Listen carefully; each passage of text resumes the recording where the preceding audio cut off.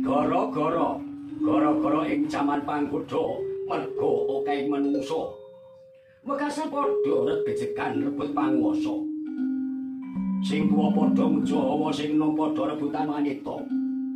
Ulangi guru ora digugu. Sabda pandhita padha disia-sia jalaran wis rusak budayaning bangsa. Mbok rawan apa waranda apa wis binarwa. Watoni bisa pinekoso kan metung ing Tunapati, temah lali ing tembe uri. Dasar watak serakah awamah, mula anane mung angah-angah. Markarya sambate wergah, jan wis kempong perot rambute slewah. Najan wis kempong perot rambute slewah, parandene sing ajak mung dalan bocah. Diajak becik atine padha serik, nanging yen diajak belek kirik padha mlayu rebut dhisik. Ana pitutur luhur padha ngantur, merga pikire kuwur, mripate wis blawur tumindake saya ngawur. Ana dawuh utama padha lunga sing diajak. Obali gawa nikmat ing donya kepenak ing neraka. Pomo-pomo padha ilunge kawulane Gusti. Menawa titaning patitan metung wanci. Dari sing umur ora bisa diundur.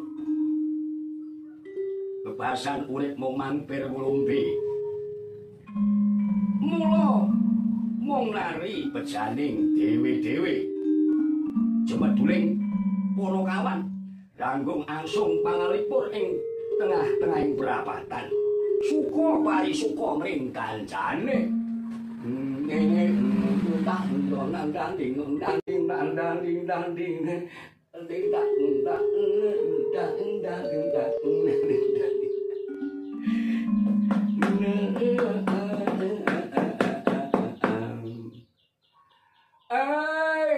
Megegek satulita mel-mel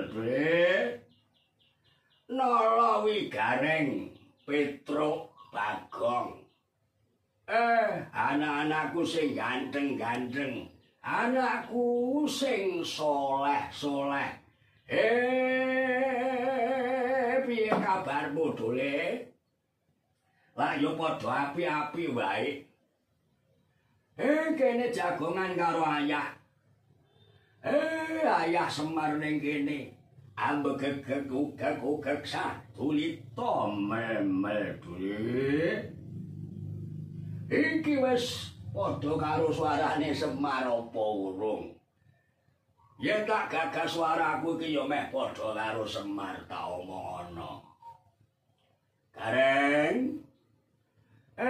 Bocah ganteng, bocah soleh. Ayo ndang ngomong. Aja mek gur meneng wae ngono kuwi dole. Aku ki yo gumun karo ngomong iki jan, mas aku kaya eneng-eneng wae. Wong jenenge dalang kok ora klamben. Iki ngono jaman biyen yo ngene iki. Jamane ora ana klambi yo ote-ote ngene iki dole. Wah, tapi yo meni hanya seni lho Mas, seni awakmu jan seni tenan. Seni piye? Manune ketok kabeh. Kowe ngono cuk panu. Kowe ngono kadas korak lho tak omong. Lah yo guber rada iki. Eneng-eneng wae. Ora eneng-eneng wae aku iki gawe. Sing ora padha ora kancane awane pancene sumuk. Perubahane klaim dole. Lah iya karo mas aku pak kula bane klaim ya malu-malu ote-ote lah. Ngene iki tenan sumuk ora umum. Tansaya kahananing jagat kaya ngene iki. Ya sing penting ya sabar wae, sing penting sabar kuwi. Gareng. Iya mah. Aku urung takon awakmu piye kabarmu dina iki mang dole. Wah, alhamdulillah. Aku saiki soleh mo. Ayo awakmu soleh tenan. Bocah sing soleh. Ya. Dina iki mang aku jan wis kepayon akeh mo. Jatuh mek gur dadine titik. Mangga tak syukuri iki, Mang. Bakul apa awakmu, Dule? Wah, aku, Mang. Bakul kuwi mau barang-barang antik kuwi lho. Wah, sendok antik, piring antik, sembarang-barang sing antik tak dol. Awakmu kok yo oleh-oleh wae. Ha iya. Iki mang tas oleh jare antik. Jare antik piye kuwi? Jare antik iki maksude ngene. Jare sing wis tinggi wong tuwa sepuh. Wis tinggi wong tuwa sepuh. Ki bener tinggi. Kuwi tak tuku mo. Mau tuku. Iya tak gandeni anyar. Mergane sing dinilai kuwi suwine utawa bulake jarek sing dinilai. Mangkono. Iya. Wah. Oh ya enak-enak itu orang sampean ki rek. Iki pancen usahanya iki. Lan kowe duwe Kong. Jarek sing lawas sing bendina tinggi. Bendina tinggi dari mungkin 50 tahun bendina tinggi kene tak tukune. Larang, wani larang aku. Ayo gumbal aku.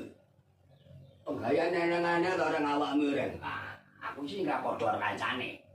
Aku sih gak padha kancane ngono lho, Kong. Lah iya wis. Aku jare duwe aku. Tapi suwek-suwek wisan. Wah, kuwi sing malah apik kuwi. Sing suwek-suwek ngene malah seneng aku. Pokoke umure dawa utawa apa kuwi jarike kuwi wis lawas. Dudu cap-capan no. Iki kudu bathike sing bathik mangan.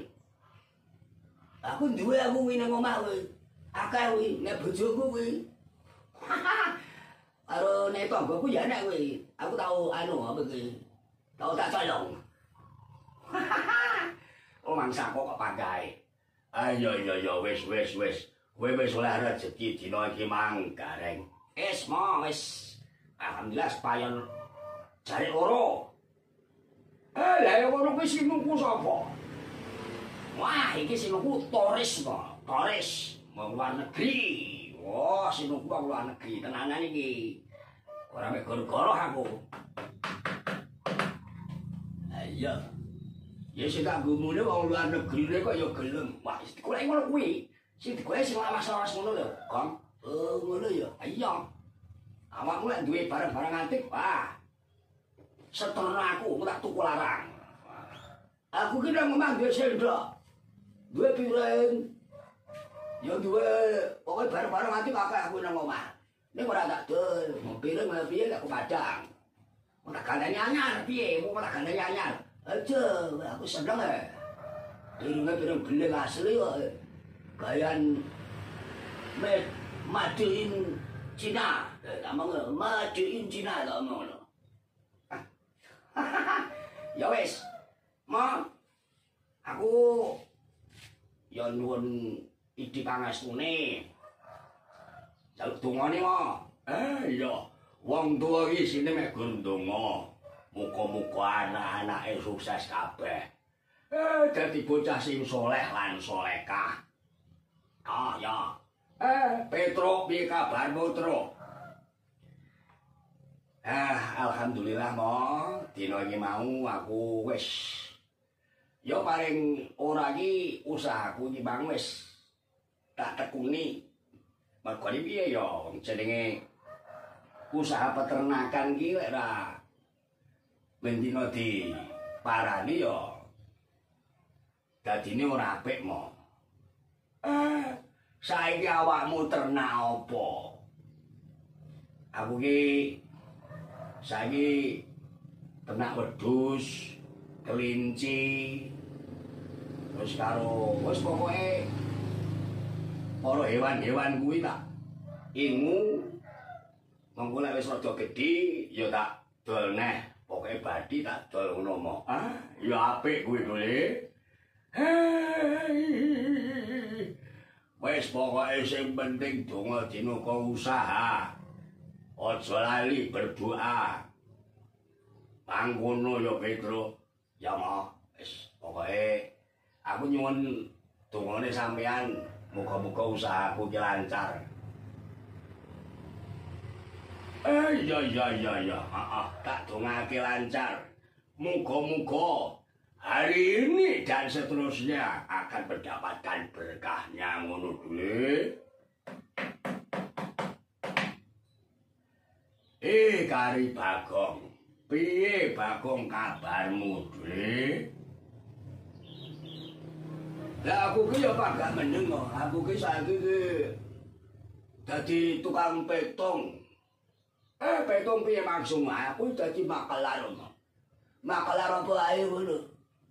Sing tak makelar iki apa ae sing penting dadi dhuwit. Dhuwit. Dadi dhuwit kok ya. Pokoke aku ki istilahe iki sapa sing pesen aku ya tak goleke sak isaku umpamane sepeda motor, umpamane sepeda ontel, wis pokoke aku dadi kuwi mau penghubung aku. Pengusaha, iya pengusaha penghubung aku. Umpamane arek ser nanggap dalam sapa orkes ngendi. Pokoke grup kesenian ya tak blantik. Sing penting aja nemen-nemen lekmu blantik to. Lah iya. Pokoke aku ya berarti 20% ngono kuwi wis marem. Ayo sing penting iki wong jenenge rezeki iki tenan. Rezeki kuwi gaib. Ayo. Iki mang yo wis oleh pitungan blantik orkes. Blantik orkes apa to? Orkes Melayu lho, orkes dangdutan iki ya tak blantik. Lah kok iso-iso ae. Kamu blantik iki ya wis pokoke petunge wis mending kowe tak bayar sakmene gelem apa ora. Umpamane gelem ya melu, umpamane ora gelem ya ora melu ora apa-apa. Wis ngono kuwi tak blantik. Umpamane gajine 500, kowe mau tak bayar 400 gelem. Akhirnya ya badi 100, alhamdulillah wong sik badi 100, musisi kabeh ya 13, umpamane sakan penyanyine ya. Ya aku wis badi 1.300.000 lumayan to mo. Aja nemen-nemen. Aja nemen-nemen nek ngumbati. Ora aku ya piye? Jeneng aku ya blantik kok. Kabeh mok blantik. Ya kuwi ya piye? Sing penting bocah padha gelem. Lah sing penting iki jabe piye lho. Perjanjiane piye pokok gelem ya wis langsung tak jak ngono lho. Ayo. Dole nolo garing Petruk lan Bagong. Jagongan lho, kae sajae kono dayoh ana tamu dole. Iki kaya dulurku lanang sing teko. Ayo disambut dole disambut. Bagong, apa mo? Neng ngumpuli gawe kopi. Mbok menawa wonge seneng kopi utawa seneng teh. Ya wis, manut aku mau. Kayoe disambut dole.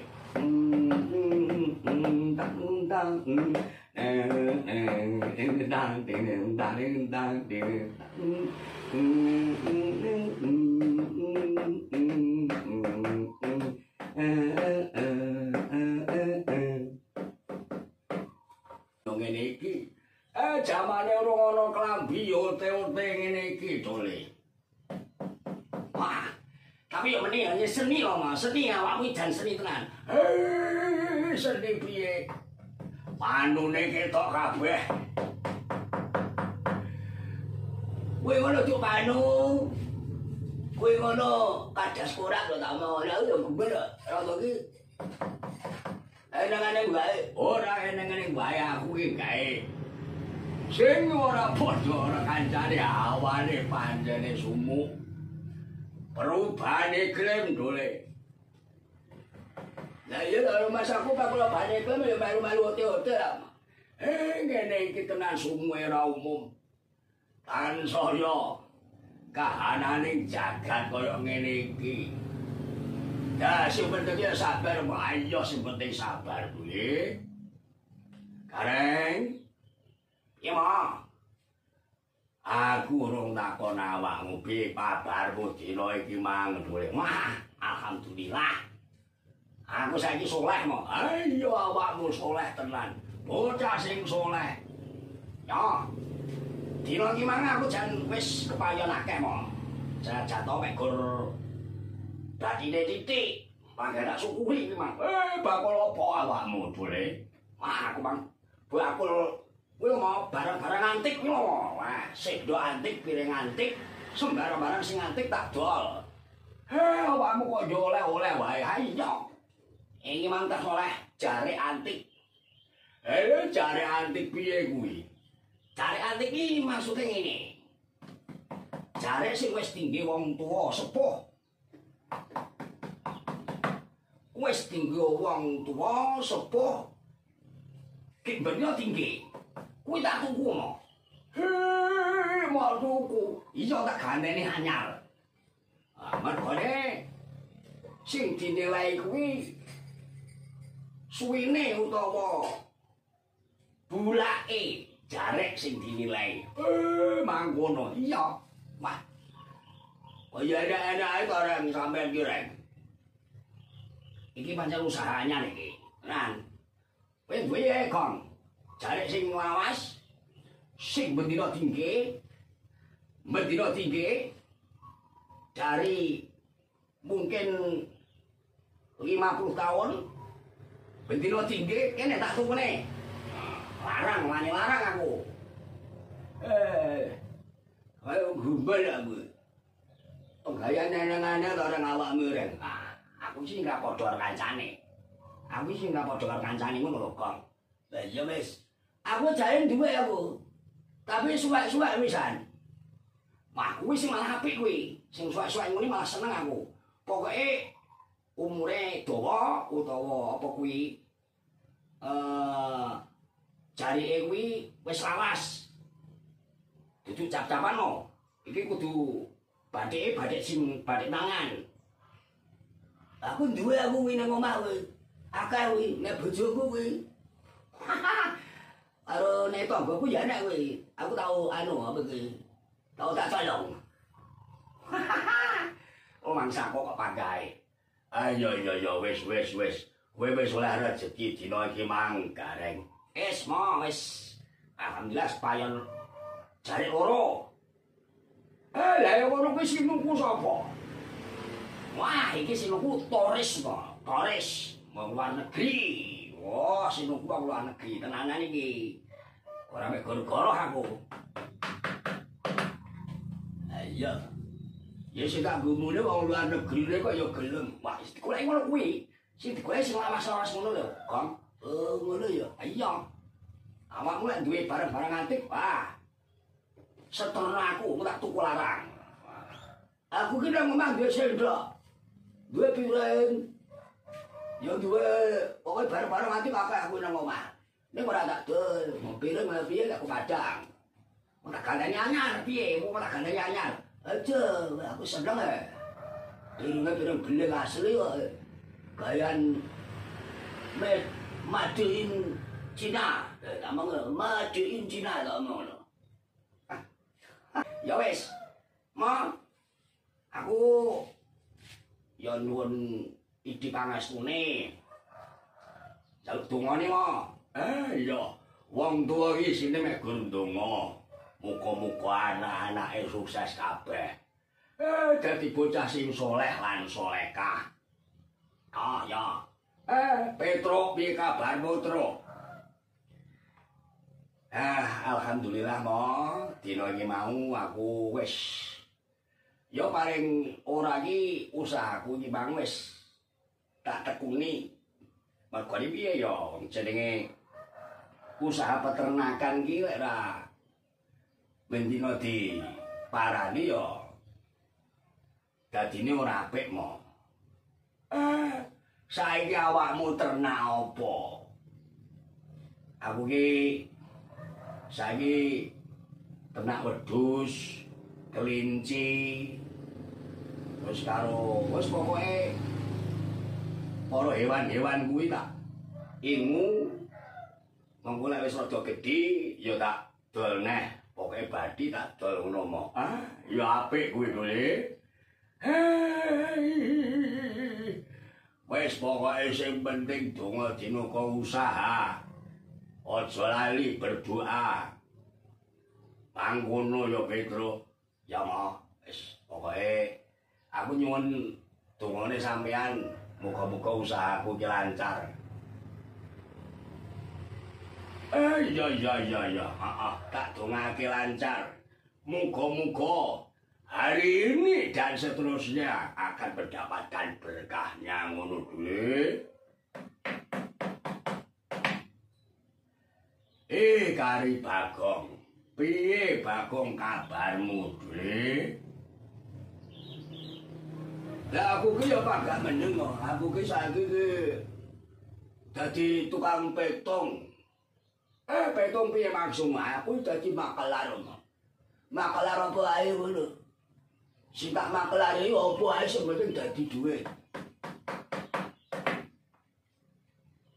Dhuwit. Dadi dhuwit kok ya.